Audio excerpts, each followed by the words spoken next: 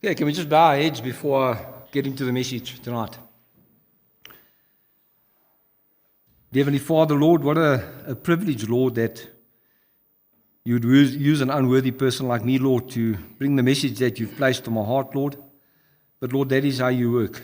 And, Father, I just commit this message that you placed on my heart some 2-3 weeks ago, Lord. I place it into your hands, Lord.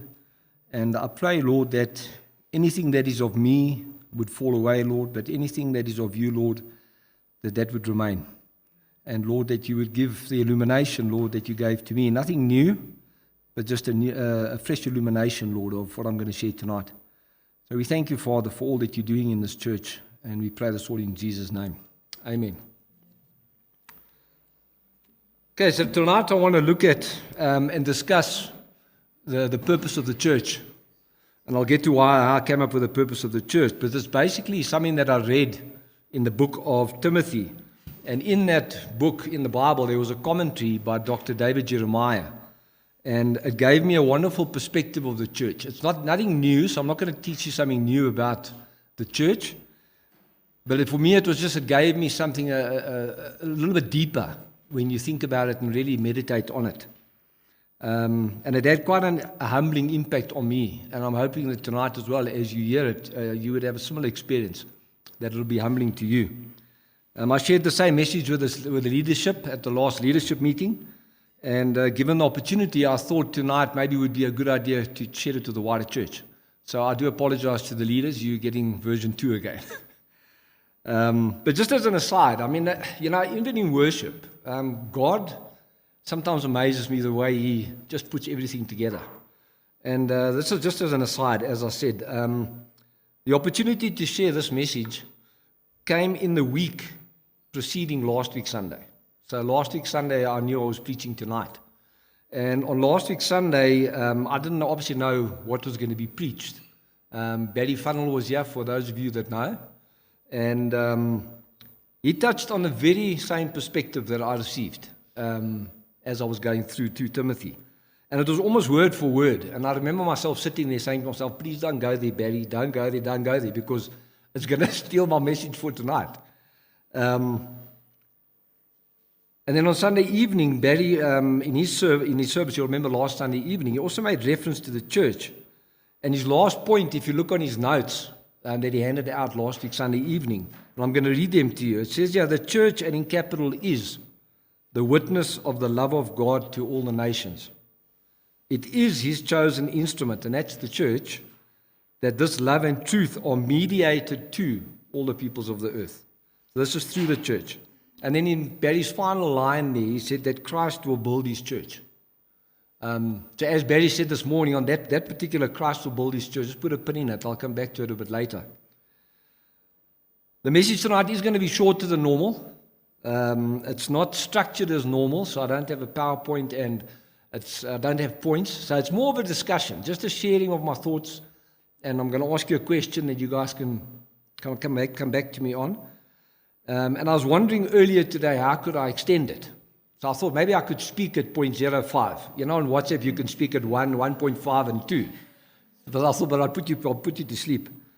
But the fact is, this is the message that I believe God has for us. And I'm just basing it on what we heard last Sunday, and even this morning, and I'll again make reference to that. Well, in fact, this morning Barry spoke about Jesus saves. And it's the work that what He came here to do on earth. He came to save us. So the question is, before I get into the message, what are some of the purposes of the church? And again, leaders, if you can remember what I shared at the leaders meeting, if you cannot give any hints, otherwise I'll report you to Barry. So what do you think are some of the purposes of the church? And it can be very practical, it can be every day today. Yes. Spread the gospel. I heard another voice. Fellowship. Any others? Yes. Say? Serve the needy. 100%. Any others? So all of those are right. But as I was reading up, there's kind of 5 themes that came through. And you've touched on most of them. So the first one is worship, which is glorifying God. As a church, we worship and we glorify God. The second one is discipleship. So we equip believers. So that's when Barry's up here giving the sermon, he's equipping us as believers to go out. The other one is fellowship, and that's loving, supporting, and encouraging each other. The fourth one is service and ministry, and that's meeting physical, emotional, and the spiritual needs of others. And the last one is prayer. And the prayer is central to the church's life. And the prayer unites believers in intercession for one another, the community, and the world. So those five: worship, discipleship, fellowship, service and ministry, and prayer. And then what is church not? I thought I'd just counter it with what is church not. So it's not something we do every Sunday. It's not something we do out of habit. We also don't do it to appease our consciences. Second point is it's not a social club. As much as we promote the social side of it, it's not a social club, purely. The next one is it's not a holy huddle. I'm sure you've heard of that term, where we all get together as Christians and point fingers all over the show. The fourth one is it's not a building to be marveled at. And I'm sure you've heard Barry jokingly refer to this property next door. So maybe when we get that one, maybe we can marvel at it a little bit. But it's not what it's about. And there's probably a lot of other reasons what a church is not. So to get to how I got to this, as I've been reading through the New Testament book by book, and I recently came to 1 and 2 Timothy. 2 Timothy was Paul's last letter that he wrote from prison, which I'm sure you're all familiar with. Again, as an aside, historians describe Rome's Mamertine prison as a former cistern deep down in the ground. It was the last stop for prisoners who were condemned to die. Roman citizens could not be thrown to the lions, so they were often dropped into these prison cells. And that's where Paul spent his last days, and he was ultimately beheaded by Nero. So, just to give you the context of when he wrote to Timothy. So, to Timothy, and this is just for context, Timothy was a newly installed pastor at a large church, and it was written to encourage him as he needed to confront error and defend the truth. And also, this was Paul's last letter. So, you always talk about people's last words. It's, something to pay particular attention to. So I'm going to ask you to open up to 2 Timothy chapter 2. And we're just going to read a couple of verses. So 2 Timothy chapter 2, I'm going to read verse 1 to 5, then 14 to 16, and then 20 to 21. Okay, we're all there. Okay, so verse 1 to 5, it says, "You then, my son, be strong in the grace that is in Christ Jesus. And the things you have heard me say in the presence of many witnesses, entrust to reliable people who will also be qualified to teach others.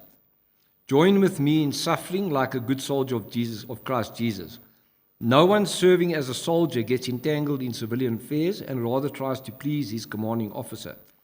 Similarly, anyone who competes as an athlete does not receive the victor's crown except by competing according to the rules." And then we move down to verse 14, 15, 16. "Keep reminding God's people of these things. Warn them before God against quarreling about words. It is of no value and only ruins those who listen. Do your best to present yourself to God as one approved, a worker who does not need to be ashamed and who correctly handles the word of truth. Avoid godless chatter because those who indulge in it will become more and more ungodly." And then verse 20 and 21. "In a large house there are articles not only of gold and silver, but also of wood and clay.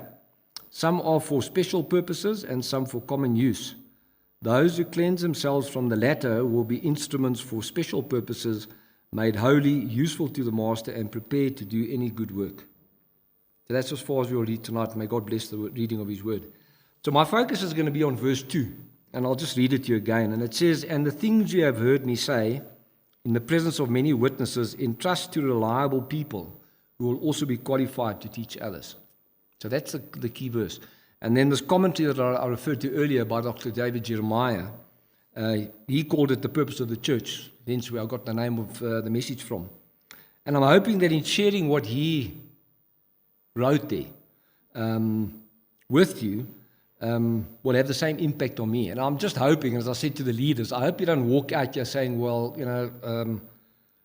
Captain, obvious. It's like we know this.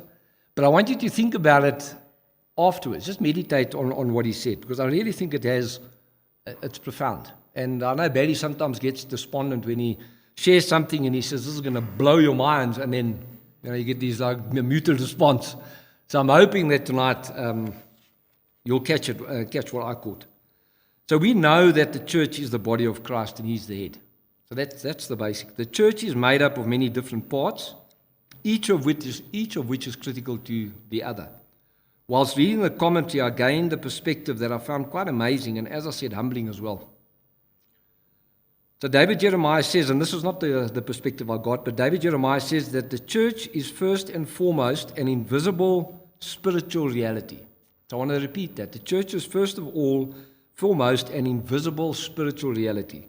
It is an organic union of all who have been given new birth by the Holy Spirit as a result of their faith in Christ Jesus. And he quotes there 1 Corinthians 12, verse 13a, where he says, "For we are all baptized by the one Spirit, so as to form one body." Okay, so we are baptized by the same Spirit, so as to form one body. So this is where he talks about the invisible spiritual reality. He goes on to say that while Jesus was on earth, he possessed a physical body, and we know that. After his resurrection, he was given an immortal body, and he returned to heaven. Paul uses the body metaphor to say, and here's the perspective that I got, that because Jesus' physical body has left earth, he will now work through the physical bodies of his followers to accomplish his purpose on earth. So he was on earth in his physical form, he ascended to heaven, and now he's going to work through us physically. In other words, we are to learn from him with the help of the power of the Holy Spirit and continue what he is doing here on earth. He entrusted this single biggest message the world has and will ever hear to us sinners. And this is the humbling part for me, because it also comes with great responsibility. I now also better understand John 14:12. If I can just read that to you. It says, "Very truly I tell you, whoever believes in me will do works I've been doing, and they will do even greater things than these, because I'm going to the Father." So he says, we will do greater things than him because he is going to the Father. So he's no longer on earth in his physical form. And I always wondered, how can we do greater things than Jesus? If you look at the things that he did and just who Jesus is. But the answer is quite simple. And again, this just was the further perspective I got, that Jesus was limited by his physical earthly body, because he could only be in one place at one time. Okay. He therefore appointed 12 disciples and gave them and us the task of spreading the good news that he brought to the ends of the earth. And his purpose was to come and save us. So he was limited to only work in the area that he was. But he appointed 12, and from there on told to reach all the various nations. So with the help of the Holy Spirit, we need to mirror and be Christ to the world and each other, following his examples and teachings from his time here on earth. We are his hands and his feet. And as I'm saying things that you know, we are his hands and his feet. But he has commissioned us to do what he was doing to spread the good news. And just look at how far it has reached. And I've heard this many times, that we are his hands and his feet, but it now means so much more to me, that we must continue what Jesus was doing in this lost and hurting world. And Shaylee this morning played a song which she didn't play this evening, but in there was a line that an example is he. And I'm sure we've all seen this What Did Jesus Do band. And it's not just a wristband or to show someone you're a Christian. It's actually a prompt or a reminder that what we are doing, what would Jesus do? And that's he's our example, he's our reference in everything that we do. So if you encounter any situation, it's to go back and say, well, what did Jesus have done? Because that's what he's asking us to do. He's asking us to be his hands and his feet, that he can no longer do because he's up in heaven. What he did, he wants us to do. And I think for that for me comes great responsibility. Then I was going to read 1 Peter 2 verse 9 that says, "But you are a chosen people, a royal priesthood, a holy nation, God's special possession, that you may declare the praises of him who called you out of darkness into his wonderful light." So he saved us, and we must declare that. That we must declare the praises of him who called you out of darkness and into his wonderful light. And that is the good news that we're being asked to proclaim. So the various purposes of the church, as we have looked at earlier, these are important. However, our primary responsibility is to keep focused on Jesus Christ. And again, it's wonderful that it's coincided with communion, that Barry just speaks about the centrality of Jesus Christ. It's only about him and nothing else. He's the head of the church, and we must seek his guidance in continuing the work that he began here on earth. So Barry often reminds us that we are here to give and not receive. Jesus himself said that he came to serve. In other words, give and not to be served, to receive. That's Mark 10, verse 45.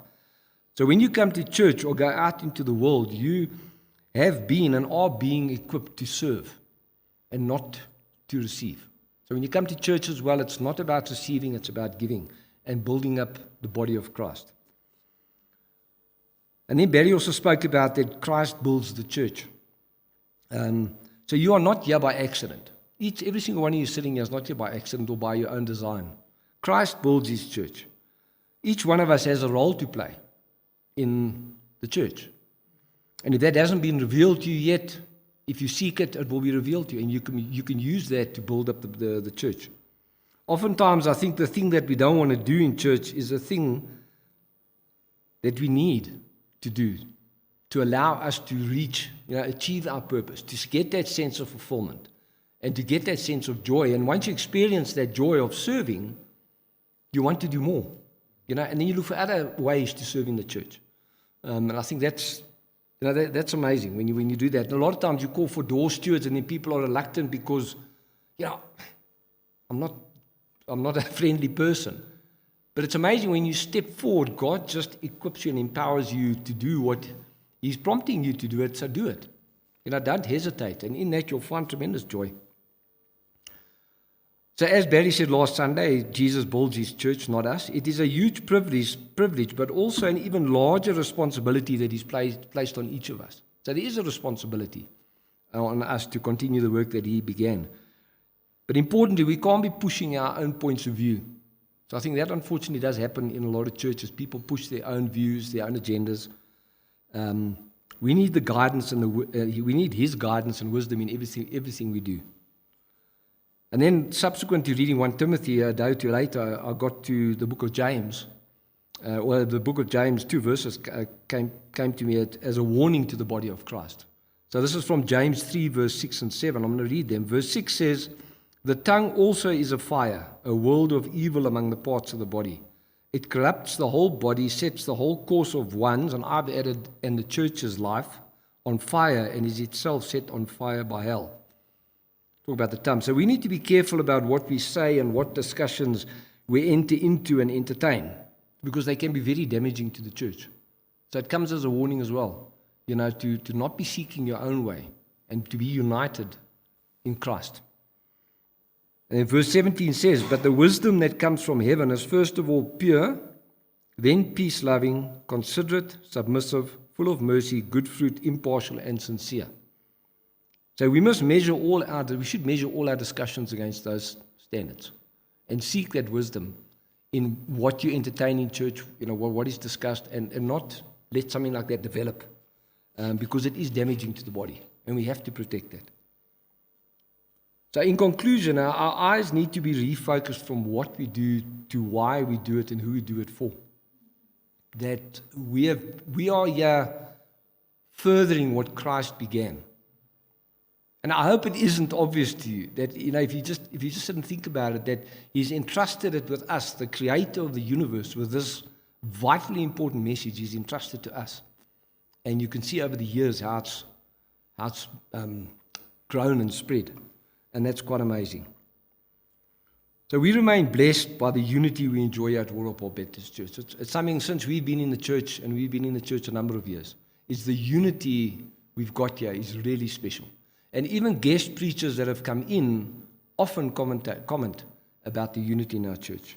And I think this is something we need to jealously guard, to protect this body of Christ. Our eyes should always be focused on the Lord, and we should be ready to serve with deep joy and humility, realizing the powerful message that we have been entrusted with. And that is my message tonight. So it's a short and brief. as I said, I thought of trying to extend it, and I don't know, I can't remember if I mentioned it earlier, but I started going down rabbit holes.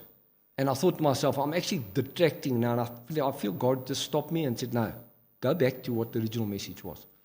And again, it just dovetails so nicely with what we've covered last week and again in the worship. And we're going to sing the closing song now, Mighty to Save.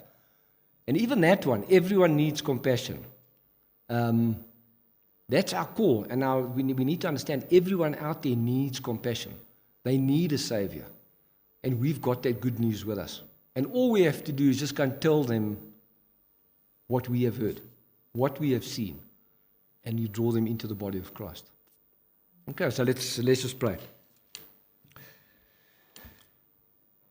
Yeah, dear Heavenly Father, Lord, what a privilege it is to be part of your body, the church. Thank you that the pressure is not on us to build the church, Lord, that you build it in ways we don't understand. And Lord, just again, looking in the last week, Lord, just all the various messages, how, Lord, they've just combined so beautifully, Lord. Thank you that you give us everything that we need to fulfill your command, and we thank you, Holy Spirit, that you empower us to do his will. I pray this in the mighty name of Jesus and our Lord and Savior, Jesus Christ.